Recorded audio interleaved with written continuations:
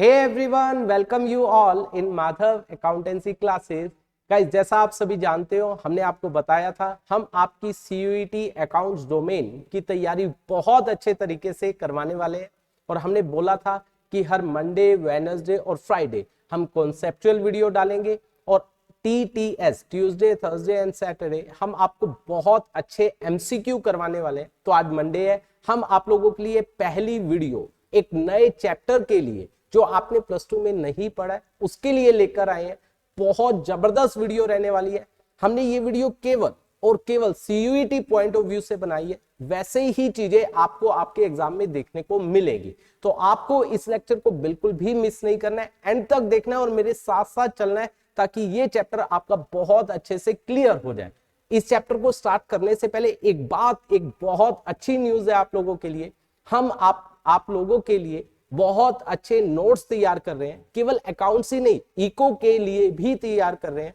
वो नोट्स आपको free of cost, बिना किसी खर्चे के अवेलेबल होंगे और वो आपकी अपनी ऐप माधव अकाउंटेंसी क्लासेस जो प्ले स्टोर में है, आप जाकर सर्च कीजिए और उसका लिंक मैं नीचे डिस्क्रिप्शन में दे भी दूंगा। वहां पर जाकर आप देखोगे आपको फ्री नोट्स आपके अकाउंट्स और इको के लिए मिल जाएंगे, जिससे आपकी तैयारी आपकी बहुत अच्छी हो सकती है। हमने नोट्स जो प्रिपेयर किए हैं वो स्पेशल सीयूईटी को ध्यान में रखते हुए किए हैं और बहुत चीजें आपको अच्छी वहां पर देखने को मिलेगी। तो चलिए गाइस, अब स्टार्ट करते हैं इस लेक्चर को with our new chapter, that is NPO, not for profit organisation. देखिए हमारा चैप्टर कौन सा है, that is NPO, that is not for profit organisation. ठीक है, तो सबसे पहले इसका मतलब क्या होता है? इसका मतलब होता है गाइस, ये वो ऑर्गेनाइजेशन है जिसका मकसद पैसा कमाना नहीं है। ये प्रॉफिट मोटिव से वर्क नहीं करते हैं। ये किस लिए वर्क करते हैं? या तो अपने मेंबर्स को क्या देने के लिए, फैसिलिटीज देने के लिए, या पब्लिक की वेलफेयर के लिए क्या करते हैं, काम करते हैं। इन्हें हम नॉट फॉर प्रॉफिट ऑर्गेनाइजेशन बोलते हैं। अब इसके अंदर कौन कौन से आते हैं? लाइक हमारे स्कूल्स आ गए, कॉलेजेस आ गए, यूनिवर्सिटीज आ गई, टेम्पल्स आ गए, कोई भी क्लब आ गया, ये सब एनपीओ होते हैं। अरे भैया, आपने तो स्कूल बोला, स्कूल तो हमसे फीस लेते हैं, हम स्कूल में जाते थे, 2-2 हजार पे फीस देते थे, 1000 स्टूडेंट होते थे, हम तो कैलकुलेशन करते थे स्कूल कितना कमाता है। आप तो कह रहे हो ये प्रॉफिट कमाता नहीं है, लेकिन हमसे तो फीस लेता है। बिल्कुल लेता है, लेकिन उसका मकसद पैसा कमाना नहीं होता है। उसका स्कूल का एम पैसा कमाना नहीं होता है। वो एक सोसाइटी के अंडर रन करता है, उस सोसाइटी का मकसद पैसा कमाना नहीं होता है। ऑल राइट, तो कोई भी स्कूल, कोई भी कॉलेज, कोई भी गवर्नमेंट हॉस्पिटल, कोई भी गवर्नमेंट का ऑफिस, कोई भी क्लब हो गया, ये सब जो होते हैं, कोई भी टेंपल हो गए, इन सब का मकसद पैसा कमाना नहीं होता है। ठीक है गाइस, तो इसीलिए ये जो कहलाते हैं वो नॉट फॉर प्रॉफिट ऑर्गेनाइजेशन कहलाते हैं। सर, जब इनका मकसद पैसा कमाना नहीं है तो क्या इनके अकाउंट्स बनाने की फिर जरूरत है? बिल्कुल जरूरत है। मान लीजिए एक टेंपल है, टेंपल में 100 मेंबर्स है, वो टेंपल बहुत चलता है। आप कोई भी फेमस टेंपल उठा लीजिए, उनके मेंबर जो है वो एक पर्सन को अपॉइंट करके प्रेसिडेंट बनाते हैं, या उनकी एक कमेटी बनती है जो उस मेंबर को जो उस टेंपल को क्या करती है, संभालती है। अगर कोई अकाउंट्स नहीं होगा तो कोई मेंबर आएगा, अपना जेब भरेगा और घर ले जाएगा, दूसरा आएगा, दूसरा ले जाएगा। तो इसीलिए उनके अकाउंट्स बनाए जाते हैं, किसके? एनपीओ के। तो यही चीज हम सीखने वाले हैं, यही चीज हम पढ़ने वाले हैं कि अकाउंट्स कैसे बनाए जाते हैं। प्रॉफिट ऑर्गेनाइजेशन के थोड़े से डिफरेंट अकाउंट होते हैं और जो एनपीओ होते हैं उनके डिफरेंट अकाउंट होते हैं। तो इस चैप्टर के अंदर हम ये पढ़ने वाले हैं इसके अकाउंट्स बनाए कैसे जाते हैं। तो सबसे पहले मीनिंग और कॉन्सेप्ट को देखिए। मीनिंग एक ये लीगल एंटिटी है जो बेनिफिट किसके लिए? सोसाइटी के लिए, सोसाइटी की बेनिफिट के लिए बनाई जाती है या उसके मेंबर्स के। ठीक है, उसके बाद इसका मकसद पैसा कमाना नहीं होता है, जैसे मैंने अभी बताया। इसके पास जो पैसा आता है एनपीओ के पास कैसे आता है? या तो उसके मेंबर्स है वो देते हैं, ट्रस्टीज है वो देते हैं, गवर्नमेंट कोई ग्रांट दे रही है वो दे, उससे आ रहा है। मतलब इस तरीके से उनके पास क्या आता है? पैसा आता है। इसके बाद अब बात आई उनके अकाउंट्स की। इनके अकाउंट्स बनाए कैसे जाते हैं, ये सबसे इंपॉर्टेंट कंसर्न है। देखिए, फाइनेंशियल स्टेटमेंट ऑफ एनपीओ। ठीक है, तो अब एनपीओ के फाइनेंशियल स्टेटमेंट कैसे बनाए जाएंगे? आपने देखो, आपने अभी तक क्या पढ़ा है, किसके बारे में पढ़ा है? आपने अभी तक पढ़ा है किसके बारे में? प्रॉफिट कंसर्न के बारे में। यस गाइस, जो हमारे प्रॉफिट कंसर्न वो क्या करते हैं? At the end of the year trial balance बनाते हैं, यस और नो। और उसकी हेल्प से क्या बनाते हैं? Trading and profit and loss account. और क्या बनाते हैं? Balance sheet. ये आपने पढ़ा है। ये तो हुआ प्रॉफिट कंसर्न की। अब बात कर रहे हैं हम किसकी? एनपीओ की। देखो एनपीओ का एम जो है, एनपीओ करती क्या, एनपीओ मैन्युफैक्चरिंग नहीं कर रही है, सेल परचेज नहीं कर रही है, तो वो सारे अकाउंट्स नहीं बनाती है। तो वो क्या बनाती है थ्रू आउट द ईयर, सुना गाइस ध्यान से, वो क्या बनाती है, वो कैश बुक बनाती है। पूरे साल कैश बुक आप अच्छे से जानते होंगे, that is a part of recording. वो हर महीने की कैश बुक बनाती है।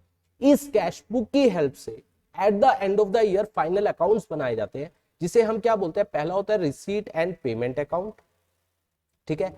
दूसरा होता है that is income and expenditure account, ठीक है। और तीसरा होता है दैट इज बैलेंस शीट। ये तीन चीजें बनाई जाती है at the end of the year, ठीक है। तो देखिए यहां पर ये तीन चीजें बनाई जाती है, receipt and payment account, alright. Second is receipt and payment account, income and expenditure account and balance sheet, ठीक है। तो ये बनाई किसकी हेल्प से जाती है, दैट इज कैश बुक, ठीक है। और आप कैश बुक को बहुत अच्छे से समझते हो, कैश बुक आपने बहुत अच्छे से पढ़ा है। कैश बुक क्या होता है, रियल अकाउंट, जानते हो या नहीं जानते हो, बिल्कुल अच्छे से जानते हैं। देखो कैश बुक जो होता है वो हमारा क्या होता है, ये मान लीजिए हम कैश बुक बना रहे हैं, ठीक है। कैश बुक ये हमने बनाई, ये रियल अकाउंट होता है। जो भी पैसा आ रहा है वो यहां पर दिखाया जाता है, जो भी पैसा जा रहा है वो यहां पर दिखाया जाता है, ठीक है। अब हम क्या करते हैं, कैश बुक 12 महीनों की कैश बुक बनाई, उसको समराइज कर दिया। मान लीजिए रेंट पहले महीने भी आ रहा है, दूसरे महीने भी आ रहा है, तीसरे महीने भी आ रहा है, टोटल 12 महीनों में रेंट आ रहा है 1,20,000, और कैश बुक में 10,000 हर महीने दिखाया जा रहा है, तो 1,20,000 हमने कंबाइंड कर दिया। तो उसकी हेल्प से, कैश बुक की हेल्प से, समझना गाइस, कैश बुक हर महीने बनाई जा रही है, हर रोज बनाई जा रही है, उसको हम समराइज करके क्या बनाते हैं, हम एक अकाउंट बनाते हैं, that is called receipt and payment account. Yes guys, receipt and payment account, ठीक है। ये क्या है, कैश बुक की समरी है। Receipt and payment account cash book की समरी है।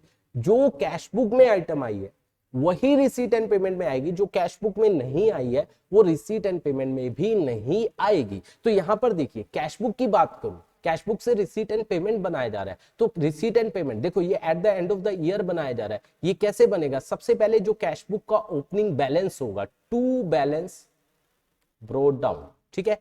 किस किस का, कैश और बैंक का। आपको पता है कैश का हमेशा पॉजिटिव बैलेंस होता है, तो कैश यहां आ जाएगा, ठीक है। बैंक का अगर पॉजिटिव हुआ तो यहां आ जाएगा, ऑलराइट। अगर बैंक का नेगेटिव बैलेंस हुआ तो यहां लिखा जाएगा बाय बैलेंस ब्रोड डाउन, ठीक है। यहां पर आ जाएगा बैंक, ये आ जाएगा। इसके बाद क्या होगा, जो भी पैसा आ रहा है थ्रू आउट द ईयर, पैसा आ रहा है वो यहां पर लिखा जाएगा, ठीक है। जो भी पैसा जा रहा है समराइज फॉर्म में वो यहां लिखा जाएगा, क्रेडिट में लिखा जाएगा, ठीक है। और इसके बाद क्या होगा, बैलेंस किया जाएगा at the end of the year by balance carried down, ठीक है। कैश का हमेशा कौन सा बैलेंस होता है, डेबिट, यहां आएगा। बैंक का डेबिट और क्रेडिट कुछ भी हो सकता है, अगर डेबिट हुआ तो यहां आ जाएगा, अगर क्रेडिट हुआ तो यहां पर लिखा जाएगा टू बैलेंस कैरीड डाउन, किसका, बैंक का, ठीक है।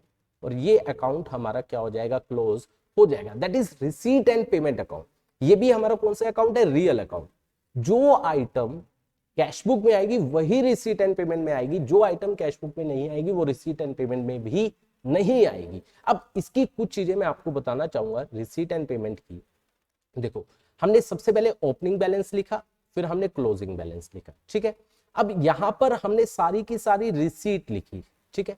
अब रिसीट कौन सी, केवल इस साल की या किसी भी साल की, कैश बुक के अंदर हम वो सारी आइटम्स लिखते हैं जो इस साल हमें मिली है, चाहे वो किसी भी साल की हो। ये बात ध्यान रखिएगा इस, अगर मैं बात करूं कैश बुक की, कैश बुक में क्या दिखाते हैं, जो पैसा आया है, चाहे वो इस साल का है, चाहे वो प्रीवियस ईयर का है, चाहे वो अगले साल का है। तो यहां पर भी रिसीट में, रिसीट एंड पेमेंट में यहां पर भी हो सकता है कि ये किस साल का हो, प्रीवियस ईयर पैसा जो आ रहा है, हो सकता है ये किसका हो, नेक्स्ट ईयर, हो सकता है ये दिस ईयर, इस साल का हो। गाइस क्लियर है, हो सकता है वो कैपिटल रिसीट हो सकता है रिवेन्यू रिसीट हो, ठीक है।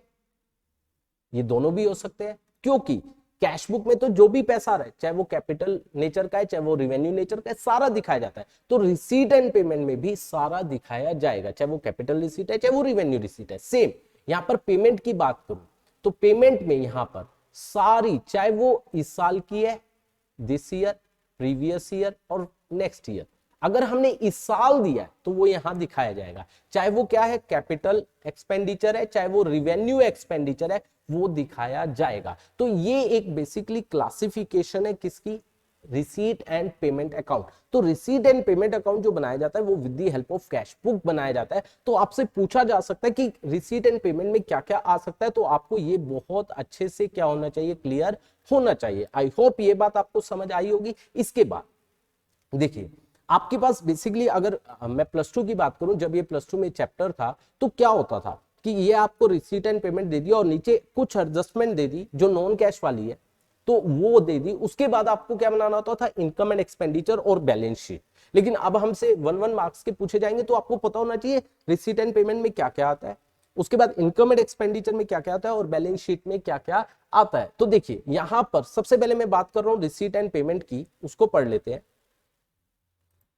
देखिए रिसीट एंड पेमेंट, इसके बारे में क्या बोला गया, देखो it is a summary of cash book, हमने पढ़ा कैश बुक की समरी है। इसके बाद रियल अकाउंट, रियल अकाउंट मतलब debit what comes in, credit what goes out, यही है। Begins with opening cash and bank balance, ये बताया मैंने, ठीक है। And with closing cash and bank balance, ठीक है। Receipt and payment of every nature, चाहे वो क्या है, इस साल की है, चाहे वो पिछले साल की है, चाहे वो अगले साल की है।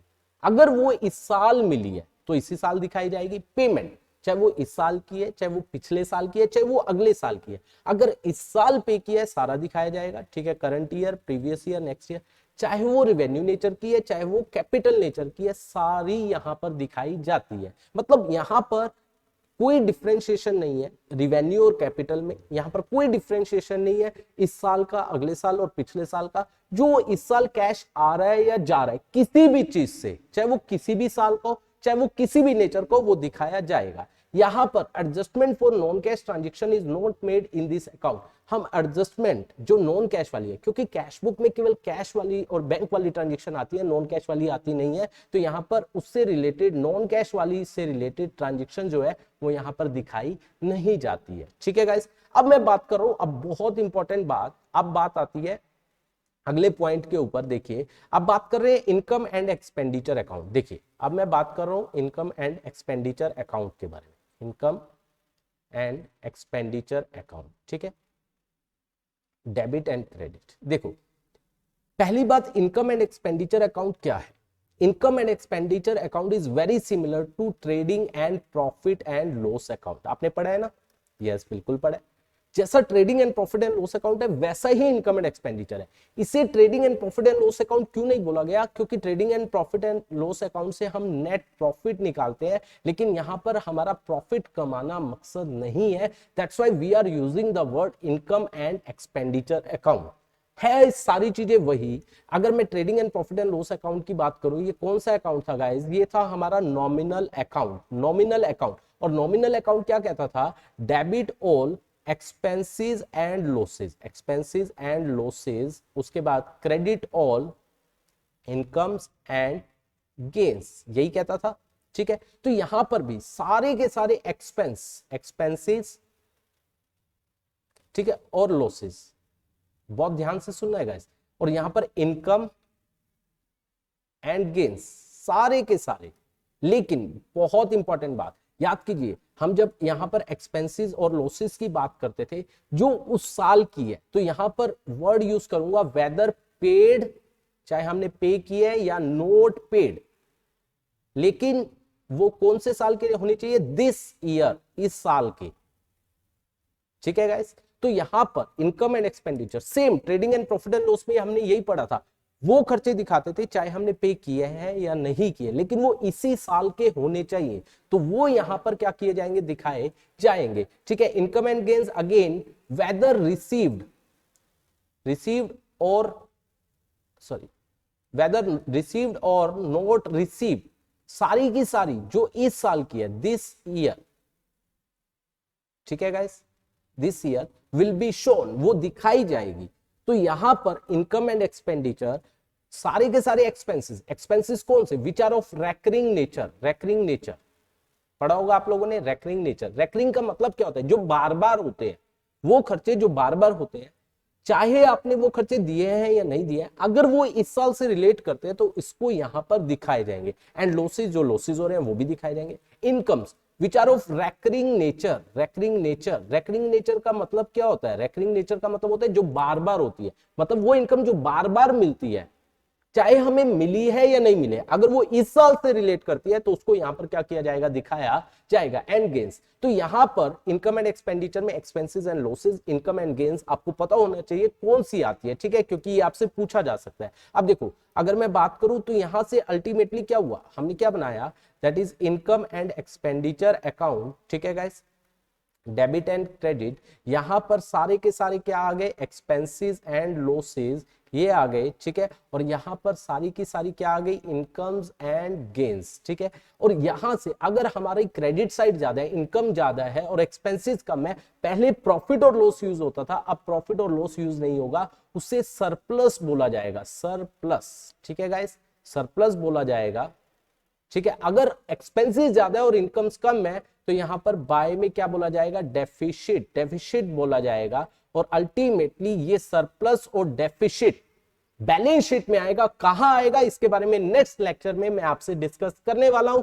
आई होप ये लेक्चर आपको अच्छे से समझ आया होगा। अगर समझ आया है गाइस, ध्यान से सुनना, अगर आपको समझ आया लाइक एंड कमेंट करके जरूर बताना, क्योंकि हम भी चाहते हैं कि आपको चीजें समझ आ रही हैं या नहीं आ रही है, हम आप तक पहुंच पा रहे हैं या नहीं पा रहे हैं। और अपने फ्रेंड सर्कल में इसको ज्यादा से ज्यादा शेयर करना ताकि वहां तक भी ये चीजें पहुंच पाए। Thank you so much for watching this video.